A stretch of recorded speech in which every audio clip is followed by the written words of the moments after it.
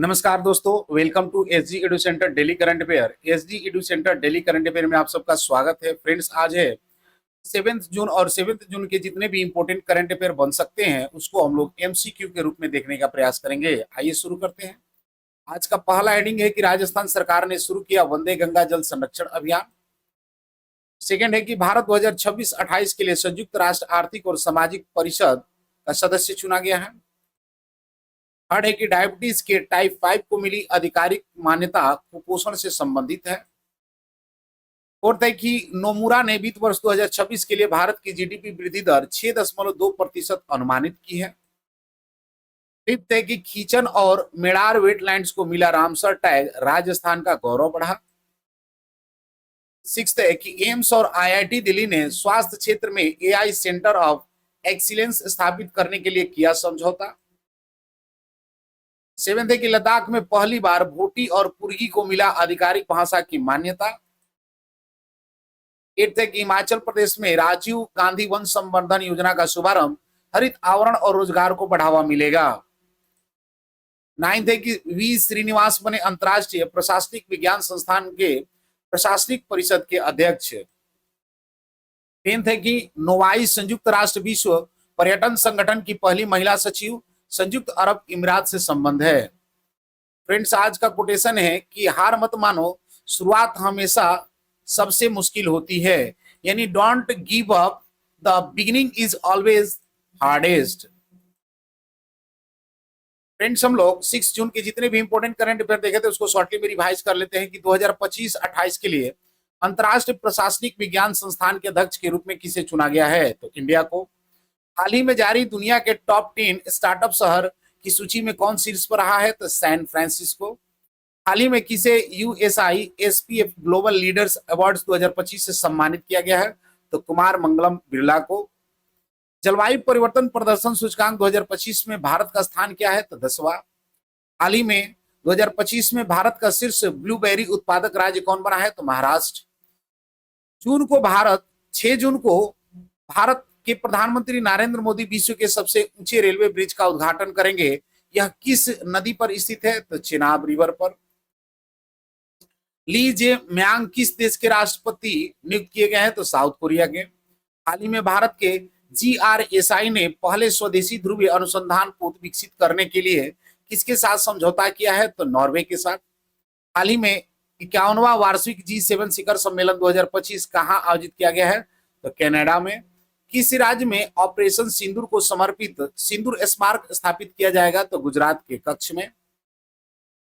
Friends, आज का पहला क्वेश्चन है कि हाल ही में किस राज्य सरकार ने वंदे गंगा जल संरक्षण अभियान शुरू किया है।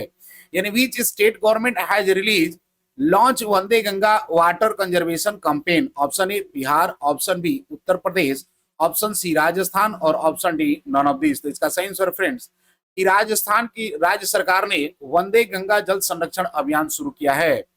देख लेते हैं इसके कुछ एडिशनल इंफॉर्मेशन को कि हाल ही में राजस्थान सरकार ने वंदे गंगा जल संरक्षण अभियान राज्य भर में शुरू किया है।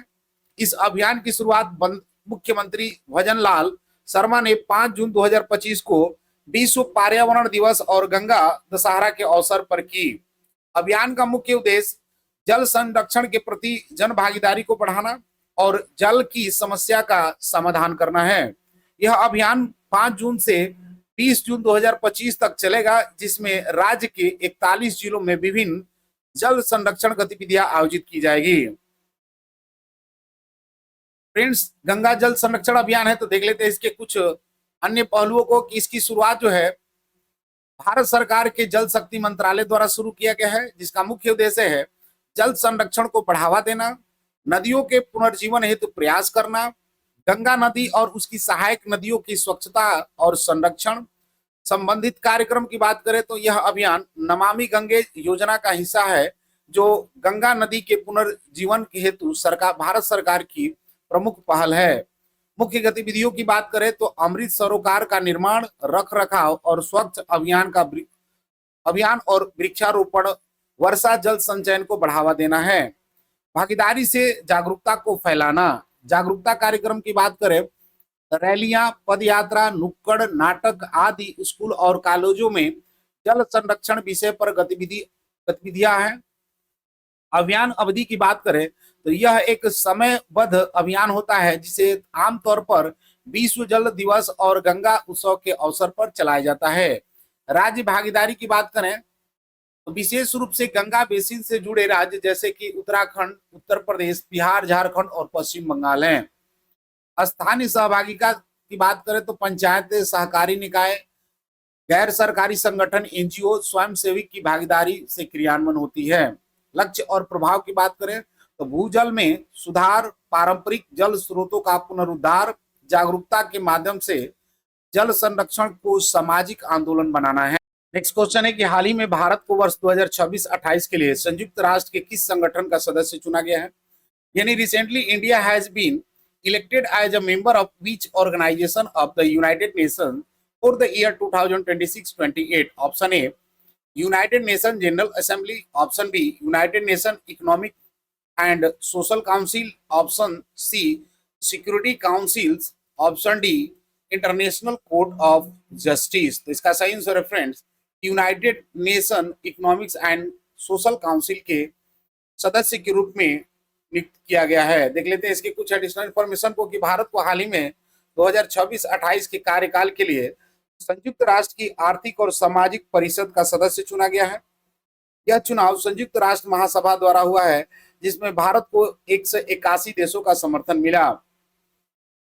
संयुक्त राष्ट्र की आर्थिक और विकास परिषद, आर्थिक और सामाजिक परिषद संयुक्त राष्ट्र की 6 मुख्य संस्थाओं में से एक है जो वैश्विक आर्थिक, सामाजिक और पर्यावरण मुद्दों पर कार्य करती है। परिषद का मुख्य उद्देश्य है कि सतत विकास के 3 आयाम आर्थिक, सामाजिक और पर्यावरण को आगे बढ़ाना, नीतिगत सिफारिशें देना और वैश्विक सहयोग को बढ़ावा देना है। नेक्स्ट क्वेश्चन है कि हाल ही में डायबिटीज के प्रकार 5 को आधिकारिक रूप से मान्यता दी गई है, यह किससे संबंधित है?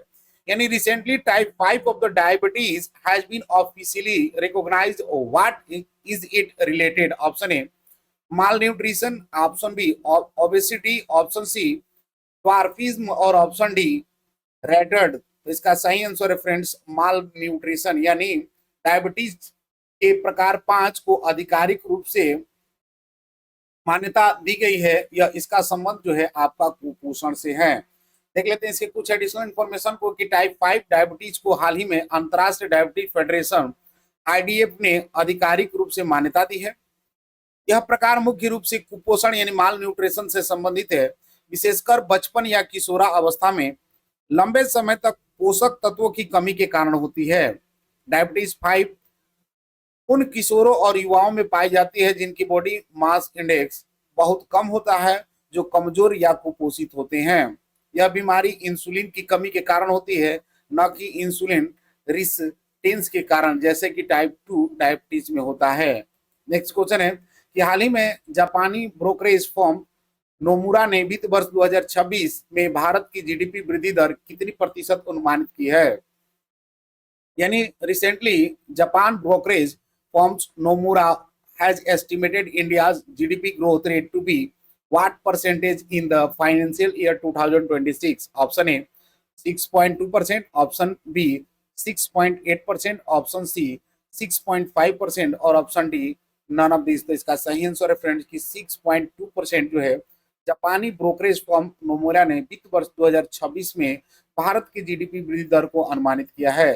देख लेते हैं इसके कुछ एडिशनल इंफॉर्मेशन को कि जापानी ब्रोकरेज फर्म नोमुरा ने हाल ही में वित्त वर्ष 2026 में भारत की जीडीपी वृद्धि दर 6.2% रहने का अनुमान लगाया है।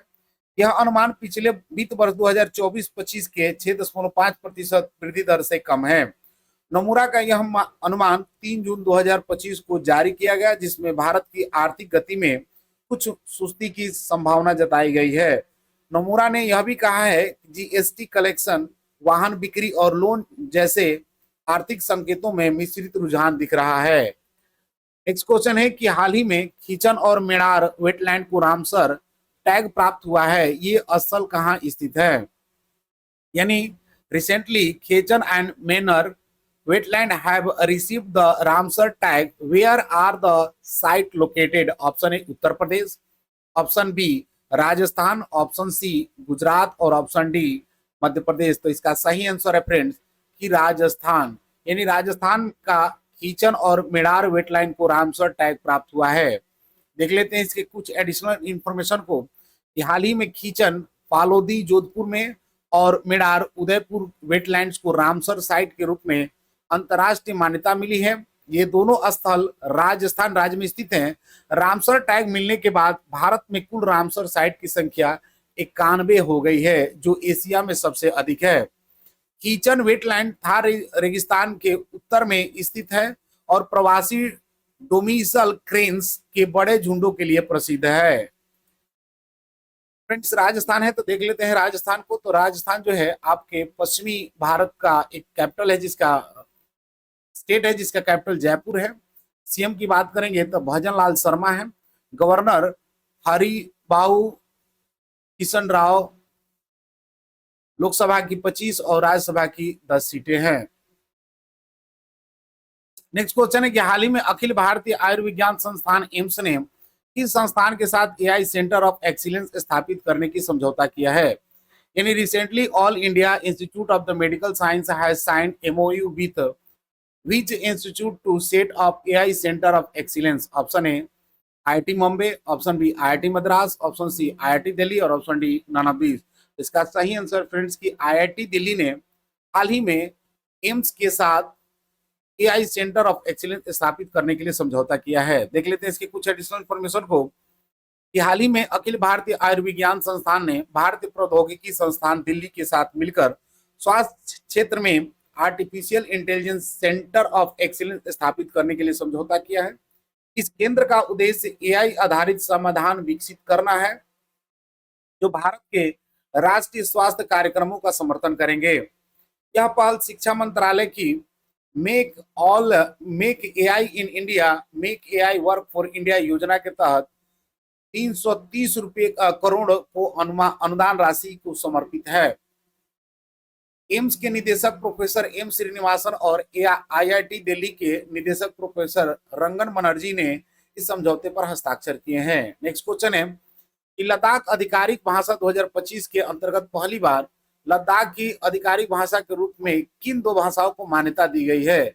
यानी which state language has been recognised of the official language of Ladakh for first time under the Ladakh official language 2025। Option A Sindhi and Gujari, option B Koti और पुर्गी, ऑप्शन सी डोगरी और कश्मीरी और ऑप्शन डी पंजाबी मराठी। तो इसका सही आंसर है फ्रेंड्स ऑप्शन डी, कोटी और पुर्गी को जो है लद्दाख की आधिकारिक भाषा में शामिल किया गया है। देख लेते हैं इसके कुछ एडिशनल इंफॉर्मेशन को कि हाल ही में लद्दाख आधिकारिक भाषा 2025 के अंतर्गत लद्दाख केंद्र शासित प्रदेश में पहली बार भूटी और पुर्गी भाषाओं को आधिकारिक भाषा का दर्जा दिया गया है।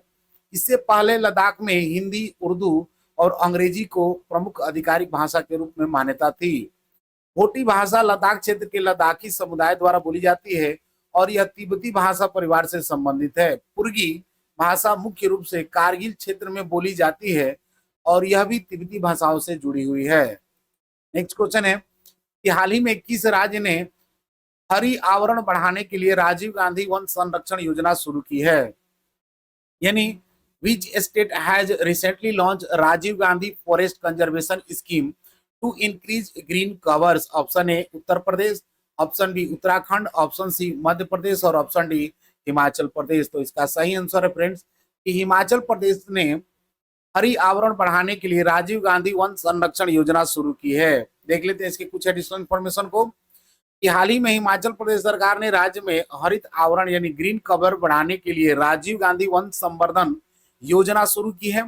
इस योजना का शुभारंभ मुख्यमंत्री सुखविंदर सिंह सुक्खू ने 2 जून 2025 को हमीरपुर जिले में से किया। योजना का उद्देश्य बंजर और क्षतिग्रस्त वन भूमि पर फलदार पौधे का रोपण कर हरित क्षेत्र को बढ़ाना है। महिला मंडलों, युवक मंडलों और स्वयं सहायता समूह को पौधारोपण और देखरेख के लिए रोजगार और आय के अवसर दिए जाएंगे। नेक्स्ट क्वेश्चन है कि अंतर्राष्ट्रीय प्रशासनिक विज्ञान संस्थान की प्रशासनिक परिषद के अध्यक्ष रूप में किसे चुना गया है।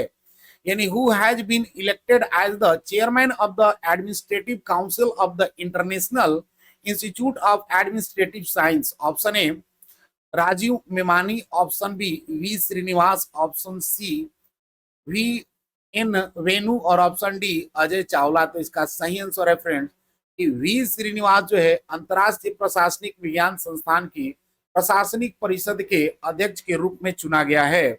देख लेते हैं इसके कुछ एडिशनल इंफॉर्मेशन को कि वी श्रीनिवास को 2025-28 के कार्यकाल के लिए अंतर्राष्ट्रीय प्रशासनिक विज्ञान संस्थान की प्रशासनिक परिषद का अध्यक्ष चुना गया है। यह पहली बार है जब भारत को आईआईएएस के 100 साल के इतिहास में अध्यक्षता मिली है। चुनाव 3 जून 2025 को हुआ, जिसमें भारत को 87 वोट और ऑस्ट्रिया को 54 वोट मिले। इस पद के लिए भारत, ऑस्ट्रिया, बहरीन और दक्षिण अफ्रीका ने नामांकन किया था। अंतिम मुकाबला भारत और ऑस्ट्रिया के बीच में हुआ। नेक्स्ट क्वेश्चन है और आज का अंतिम क्वेश्चन है कि नोवाइस किस देश से संबंधित है जिन्हें संयुक्त राष्ट्र विश्व पर्यटन संगठन को पहली महिला महासचिव नियुक्त किया गया है। यानी novice belong to which country who has been appointed as the first women security general of the United Nations World Tourism Organization। Option है United Arab इमारात, option B Germany, option C Brazil और option D Nigeria. तो इसका सही answer friend कि United Arab Emirates को जो है से नोआईसी का संबंध है, जिन्हें संयुक्त राष्ट्र विश्व पर्यटन संगठन की पहली महिला महासचिव नियुक्त किया गया है। देख लेते हैं इसके कुछ एडिशनल इंफॉर्मेशन को कि शेखा अल नोवाइस संयुक्त राष्ट्र अमीरात की एक प्रमुख महिला व्यवसायी है, जिन्हें यूएनडब्ल्यूटीओ की पहली महिला महासचिव के रूप में नियुक्त किया गया है। उनका कार्यकाल 2026 में शुरू होगा, जो संगठन के 50 वर्षों के इतिहास में पहली महिला नेतृत्व की मिसाल है। नोवाइस के पास वैश्विक आतिथ्य क्षेत्र में 16 वर्षों से अधिक का अनुभव है और वे रोटाना होटल्स और कारपोरेट के उपाध्यक्ष हैं। वे अबू धाबी चैम्बर्स के पर्यटन कार्य समूह की अध्यक्ष भी हैं और कई बोर्डों में शामिल हैं। नोवाइस का संबंध आपका यूएई से है। तो देख लेते हैं यूएई को मैप में। तो यूएई जो है आपका मिडिल ईस्ट एशिया का एक कंट्री है, जिसका कैपिटल अबू धाबी में है। मैप में आप देख सकते हैं कि अबू धाबी आपको यहाँ पर है। प्रेसिडेंट मोहम्मद बिन रशीद अल मखतूम है। करेंसी यूएई दहरिम है। फ्रेंड्स, स्टेट ऑफ हॉर्मुज आपको यहाँ पर दिखाई देगा, जबकि दोहा ये कतर का कैपिटल है आपका, दोहा यहाँ पर है। ये आपको जो है ये आपका पर्शियन गल्फ है। ट्रॉपिक ऑफ कैंसर भी आपको यूएई से होकर पास होता है। रब अल खालिद डेजर्ट जो कि आपका यहाँ का फेमस डेजर्ट भी है।